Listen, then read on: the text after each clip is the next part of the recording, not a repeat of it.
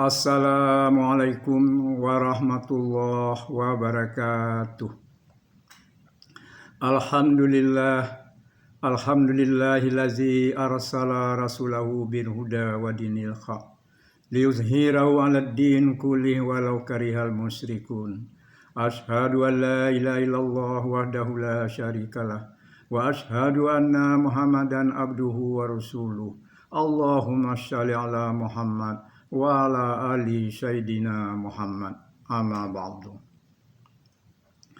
Bapak-bapak, ibu-ibu, dan sahabat-sahabatku yang dimuliakan Allah Subhanahu wa Ta'ala.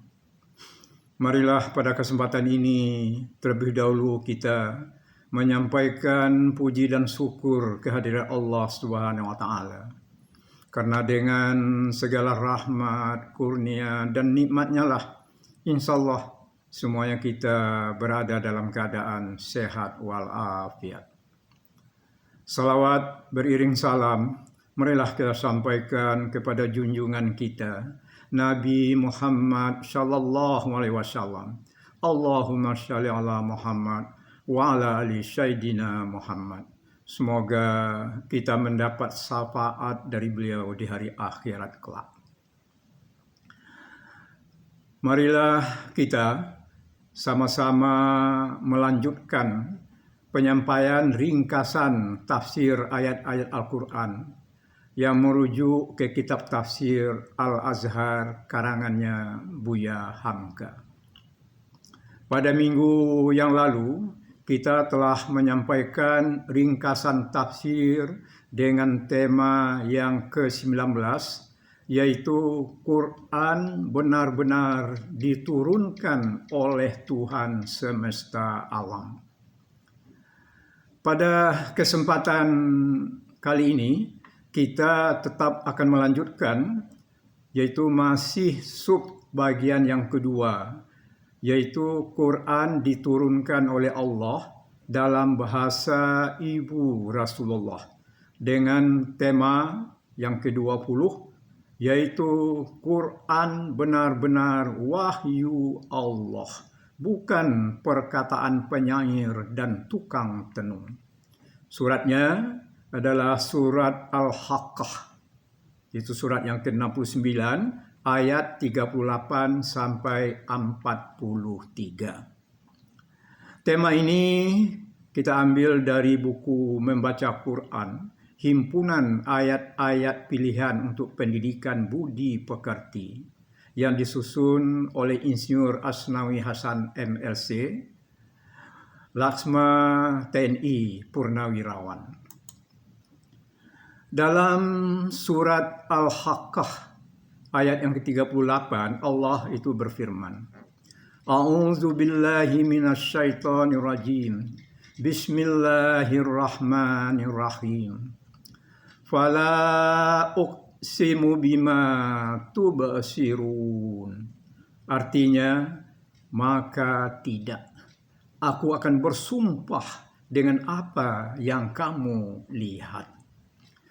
Dalam ayat tersebut itu dimulai dengan la uqsimu. Dan dalam Quran itu ada 8 banyaknya la uqsimu itu. Dan diturunkan di Mekah. Maksudnya itu adalah bersumpah. Tetapi susunan katanya itu adalah 2, yaitu la dan uqsimu. Artinya ialah tidak aku bersumpah. Para ahli tafsir sepakat, arti kedua kata itu ialah bahwa Allah bersumpah. Tetapi cara mengartikannya itu aku bersumpah atau tidak aku bersumpah. Dalam tafsir ini, Hamka memakai maka tidak. Aku akan bersumpah dengan apa yang kamu lihat. Ini diartikan bahwa persangkaan kamu yang salah terhadap Rasulku itu aku bantah sekeras-kerasnya. Dan persangkaanmu itu adalah salah. Sekarang aku bersumpah dengan apa yang kamu lihat itu sendiri. Sebagaimana ayat selanjutnya, yaitu ayat 39. Wa ma la tubsirun. Artinya, dan dengan apa yang tidak aku lihat. Bahwa yang ditarik jadi sumpah oleh Tuhan demi yang kamu lihat dan demi yang tidak kamu lihat ialah melewati seumumnya segala yang nampak dan tidak nampak, yang nyata dan yang gaib, yang dijadikan itu kelihatan dan yang menjadikan tidak kelihatan. Dunia kelihatan dan akhirat tidak kelihatan. Tubuh dan roh, manusia dan jin, nikmat lahir dan nikmat batin. Tetapi beliau pun menyalinkan juga dalam tafsirnya bahwa banyak pula yang berpendapat bahwa yang kelihatan itu ialah Rasul Tuhan yang amin, bernama Muhammad. Dan yang tidak kelihatan ialah Rasul Tuhan yang amin satu lagi, yaitu Jibril. Tuhan ambil keduanya itu jadi sumpah untuk sama diperhatikan dan jangan hanya melihat yang lahir saja. Lalu Tuhan sebutlah apa yang Tuhan kuatkan dengan sumpah itu. Ayat selanjutnya, ayat 40, Allah berfirman, innahu, artinya sesungguhnya dia, yaitu wahyu-wahyu yang turun kepada Muhammad dan yang dinamai Al-Quran itu. Ya, ujung ayat 40. Laqaulu rasulin karim.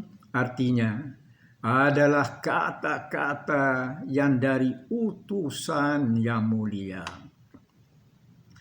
Keluar dari mulut seorang utusan yang mulia, yang terhormat dan yang dipercaya.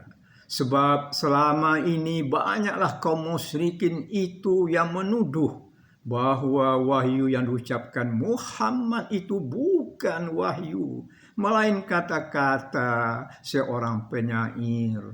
Sebab itu maka Al-Quran itu adalah syair saja, mencoba menandingi syair-syair yang telah ada selama ini, sampai ada yang digantungkan syair itu di Ka'bah karena terpilih jadi syair terbaik. Maka dibantahlah persangkaan ini dengan ayat seterusnya, yaitu pangkal ayat yang ke-41. Wa ma huwa biqauli syair. Artinya, dan tidaklah dia kata-kata seorang penyair. Cobalah kamu perhatikan dengan saksama syair-syair yang kamu kenal selama ini, kamu pusakai dari nenek moyangmu sebagai bangsa peminat syair, termasuk bahar atau timbangan syair. Apa kata Muhammad itu? Tawilkah atau basit? Kamilkah atau wafar? Dan seterusnya. Dan perhatikan pula isinya. Adakah dia mengandung pelajaran dan hikmat mendalam tentang ajaran hidup dan ketuhanan, atau semata-mata menumpahkan perasaan si penyair yang tergetar ilham syairnya karena suatu kejadian? Dan pernahkah kamu mengenal Muhammad sebagai penyair sejak dia masih muda belia? Mengapa? Maka sekarang setelah usianya lebih dari 40 tahun, baru dia akan jadi penyair. Kemudian ujung ayat 41 dikatakan, sedikit saja kamu yang beriman. Qalilam ma tu'minun. Hanya sedikit yang ada perhatian kepada isi kata-kata yang disampaikan oleh utusan Allah yang mulia itu. Yang banyak adalah bercakap, asal bercakap saja. Bercakap tidak dengan ilmu dan hasil penyelidikan. Pangkal ayat 42 Allah berfirman, wala biqauli kahin. Artinya, dan tidaklah dia kata-kata seorang tukang tenung.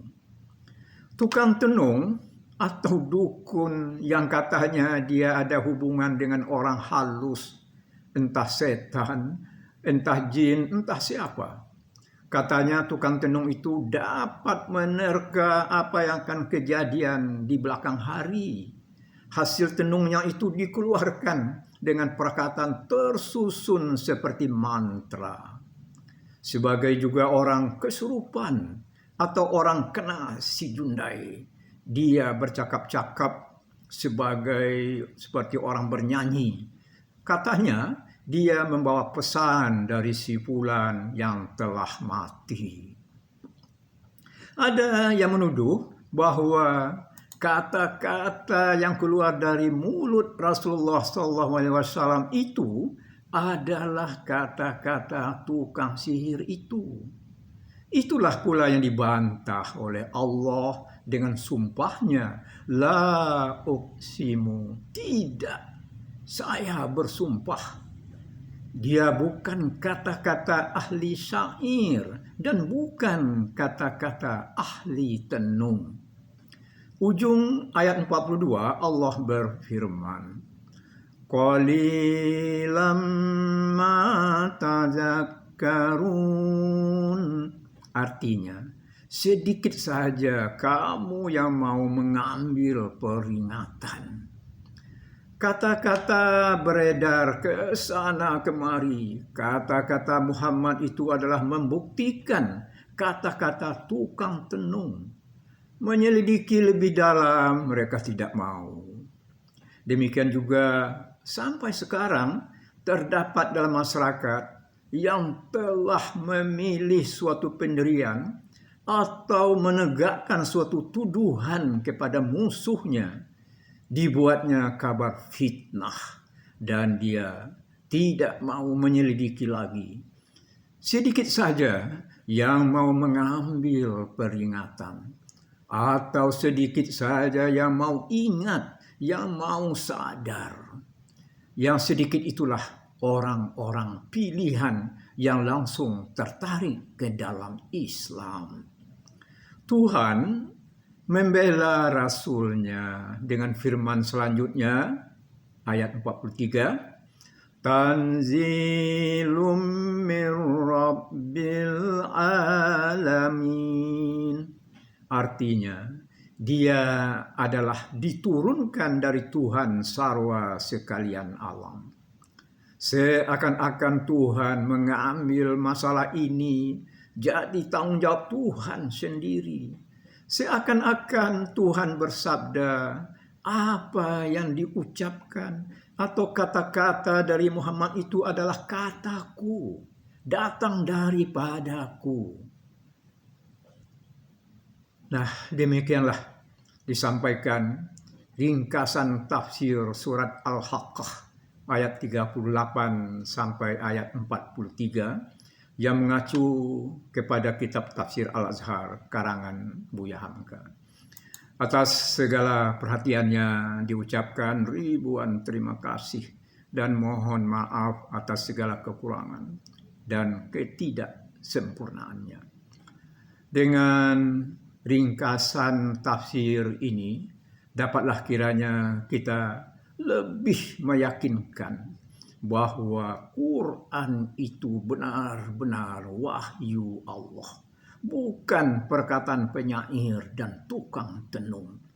Tuduhan kaum musyrikin terhadap Nabi Muhammad itu tidak punya dasar yang kuat, dan mereka tidak mau menyelidiki lebih mendalam.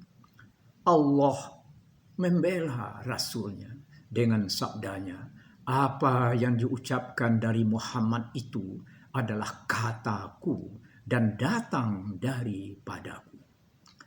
Wabillahi taufiq wal hidayah. Wassalamualaikum warahmatullahi wabarakatuh.